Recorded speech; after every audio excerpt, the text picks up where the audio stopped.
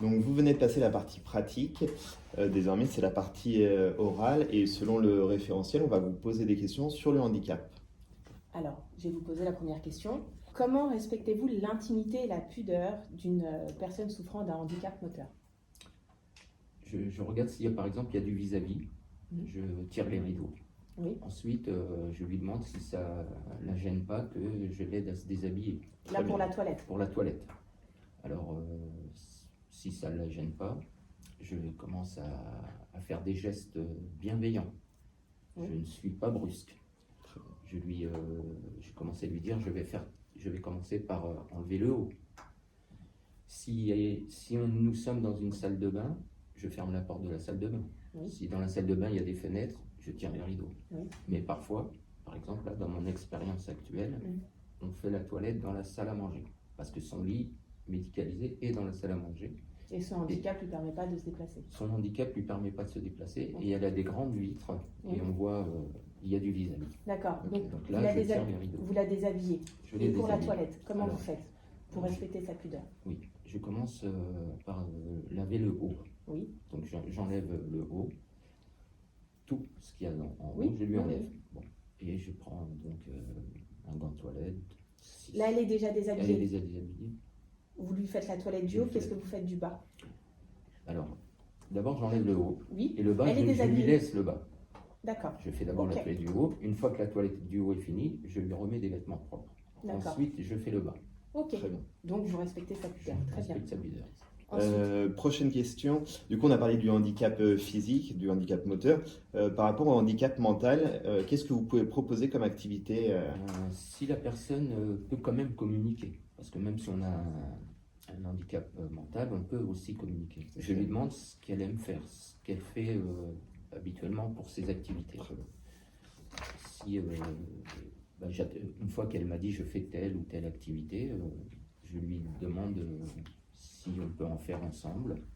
D'accord. Si- Vous vous adaptez à ses goûts.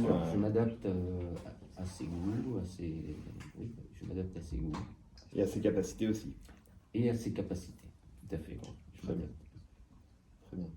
ensuite, les proches de cette personne qui a ce handicap moteur ont du mal à accepter son handicap et ont du mal à accepter la présence permanente d'une personne, d'un aidant extérieur.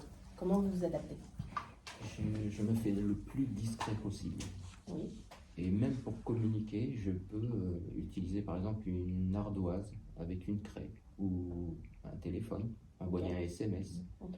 Essayer de ne pas être trop présent. Si la personne vraiment ça la gêne, je peux être proche, mais m'éloigner en même temps. J'essaie d'être discret D'accord.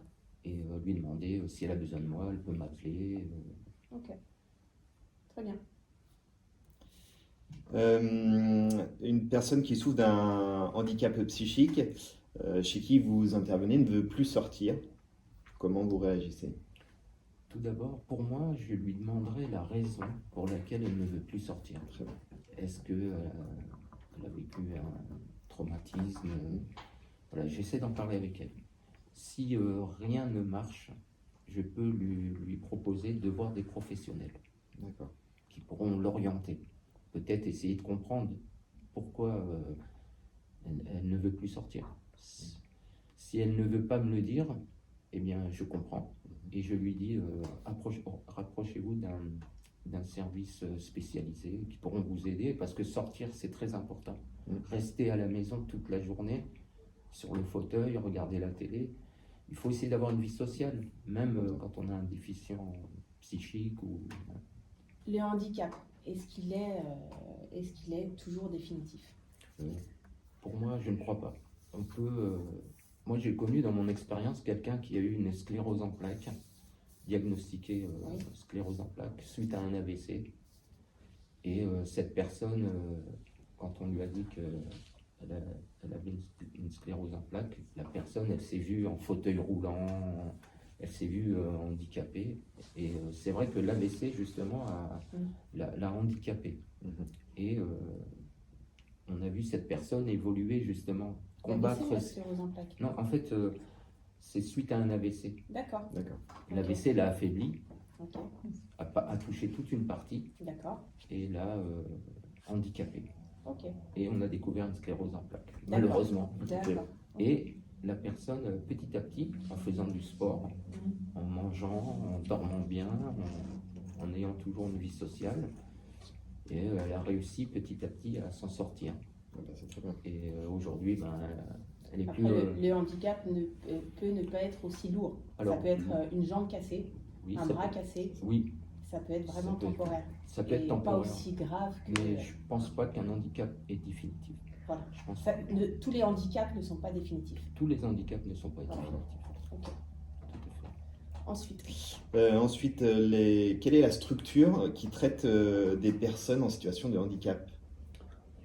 Alors, la structure, je crois que c'est la MDPH, la Maison départementale des personnes handicapées. Du handicap, oui. Oui, oui. C'était la question suivante, donc Oh, vous pardon. avez répondu. Très bien. Ensuite, donner 2 allocutions spécifiques du handicap. Allocations, pardon.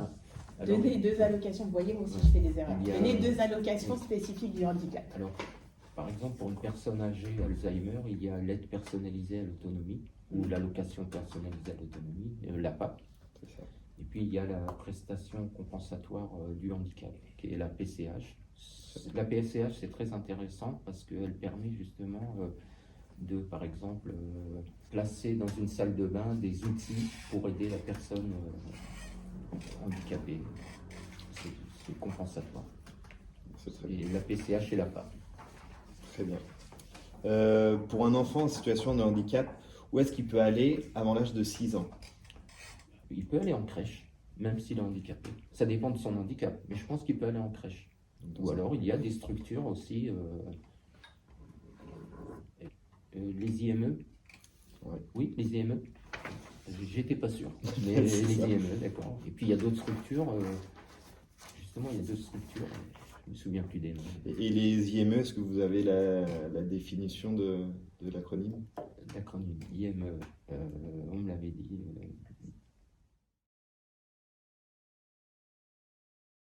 J'ai commis une erreur en parlant de l'aide personnalisée à l'autonomie qui concerne les personnes âgées sous condition de ressources. Et en fait, la question concernait la prestation compensatoire du handicap et l'allocation adulte handicapé. Quelle est la loi qui régit la politique du handicap en France? Alors, je pense que c'est la loi du 11 février 2005. Oui, très bien. Et c'est l'accessibilité et la citoyenneté. Ces 2 principes que des la loi deux reconnaît, principes c'est que ça? La loi reconnaît. D'accord. Alors, quelle allocation ou aide financière peuvent percevoir les personnes en situation de handicap? Alors, il y en a pas mal, mais il y a l'APA, il y a AAH et le troisième, j'oublie. Qui concerne Qui concerne, les aides matérielles, par exemple, qu'une Oui. personne handicapée peut toucher. oui, Est-ce que... pour les enfants aussi, Ah oui, oui, pour oui, l'éducation pour les des enfants. enfants. Oui, très bien. Voilà. Oui, oui. Donc, c'est là, C'est La la EEH. EEH. Ouais. En abréviation. Voilà. Et pour tout ce qui est aide matérielle ou aménagement du logement, Du logement. ou de l'automobile, par exemple, c'est la PCH. D'accord. Très bien. Alors, je vais vous poser une autre question. Les parents chez qui vous intervenez ont un enfant en situation de handicap, mais ils ne reconnaissent pas ce handicap, ils sont dans le déni. Et ils vous proposent de réaliser, de mettre en place une activité qui n'est pas adaptée à l'enfant. Comment allez-vous réagir? Alors, je vais leur expliquer que c'est trop dur pour l'enfant, qu'il En fait, on va prendre les choses, dans l'autre sens. Vous vous retrouvez donc avec l'enfant, vous êtes à côté de lui. Qu'est-ce que vous allez lui proposer? Alors, je vais lui proposer autre chose qui correspond à son handicap plutôt que de forcer à faire ce qu'il était. D'accord, très bien. Et ensuite, vis-à-vis des parents, comment ça va se passer? Leur expliquer qu'il faudrait trouver d'autres jeux qui correspondent à l'enfant que de le forcer à faire des choses qui sont plus dures par rapport à son handicap. D'accord. Pourquoi? Pour ne pas Pour ne pas le mettre en le échec. mettre en Oui. échec. Voilà. D'accord. Très bien. Alors, qu'appelle-t-on un animal thérapeutique? Un animal thérapeutique, c'est un animal qui peut rassurer l'handicap d'une personne, qui peut l'aider dans sa vie quotidienne. Oui. Oui. Donc ça peut être. Ça peut être un chien aveugle, Oui. pour les aveugles. Un chien guide d'aveugle, oui. Guide d'aveugle, Oui. voilà. Et ça peut être aussi des chevaux, un cheval pour Ah pour oui. les enfants autistes. Ah oui, très bien. Vous pensez au centre équestre qui centre propose ce genre Ce genre d'activité. d'activité. Oui, Il très y a bien. aussi le fait d'aller dans des fermes. Voilà. Il y a des fermes pédagogiques. Hein. Pédagogique, Oui, thérapeute, oui. oui, oui. Voilà. Il y a des Il animaux. faut se renseigner, mais il y a beaucoup Oui. de lieux pour Des ça. lieux comme ça. Très bien. Quelques acronymes maintenant. Qu'est-ce qu'un ESAT? Un ESAT, c'est un établissement service d'aide pour le travail. Oui, d'accord. Très bien.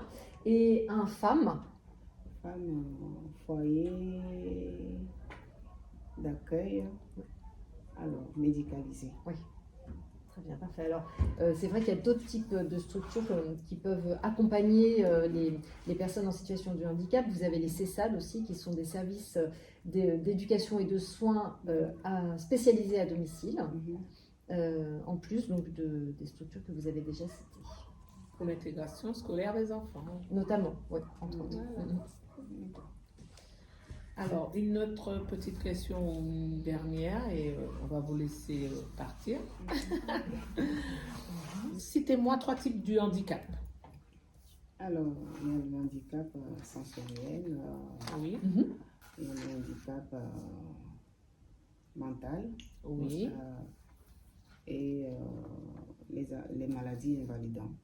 Oui, très bien. Voilà. C'était une petite question. Parfait. Ben, je vous remercie. Je vous remercie également. Merci Voilà. à vous. Qu'ils se réfèrent à leur expérience professionnelle et à leur vie personnelle, mais aussi En général, les personnes qui font ces métiers sont des personnes qui effectivement aident leur entourage, des gens qui ont de l'empathie. Donc, il faut que ce soit naturel chez eux, il faut qu'ils sachent s'adapter. Et voilà. Qu'ils aient aussi une connaissance globale du handicap. Oui. Oui, bien sûr.